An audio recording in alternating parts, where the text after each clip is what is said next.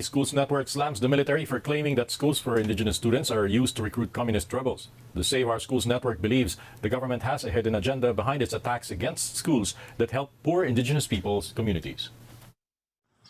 Insurgency of terrorism is through education.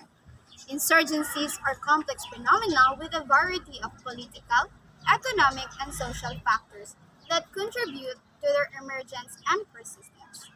Addressing these underlying factors often requires a multifaceted approach that goes beyond just education.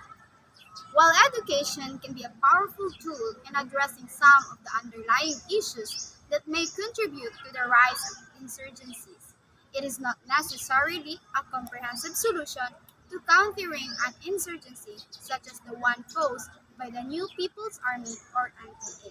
Education is one of the tools to eradicate the recruitment of NPA in far-flung areas. I would like to give the example of Atamanubo people in Talaingon. So what happened there is that some of the Atas was recruited to become NPA. Part of their culture is to become tribal warriors.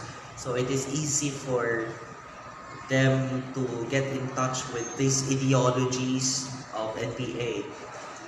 Now, if I'm going to talk about education as a major tool to eradicate this recruitment, well, I would say that it plays a vital role because education would open the opportunity to so many things in the city. They will also understand how the government works, and at the same time, they will have a chance to deeply understand the concepts, theories, and different wavelength of knowledge. So what I'm trying to say is that they will widen their horizon.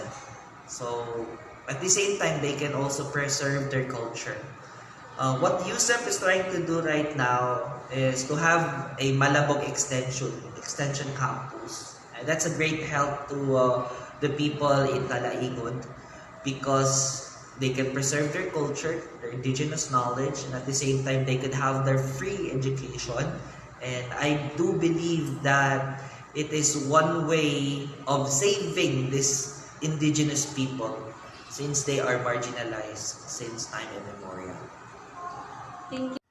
Education can be one of the helpful tools in preventing the recruitment of indigenous people in insurgent groups.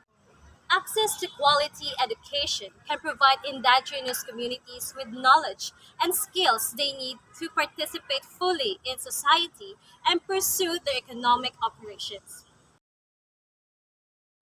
Having an education can be one of the tools to fight against the recruitment of terrorist groups to indigenous people. We all know that they are the most vulnerable sector for deception. IP communities are the most isolated, discriminated, and neglected areas in the country that can be easily infiltrated by the There are CTGs. many types of projects that can be implemented to strengthen education for indigenous people. These are just a few examples of the types of projects that can be implemented to strengthen education for indigenous people. It is important to work closely with indigenous communities to develop more projects that are appropriate, respectful, and effective in promoting education and cultural preservation.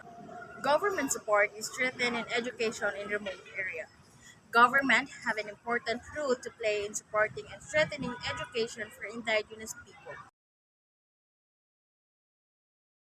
So, these are the few examples of types of project that government can implement to strengthen education for indigenous people.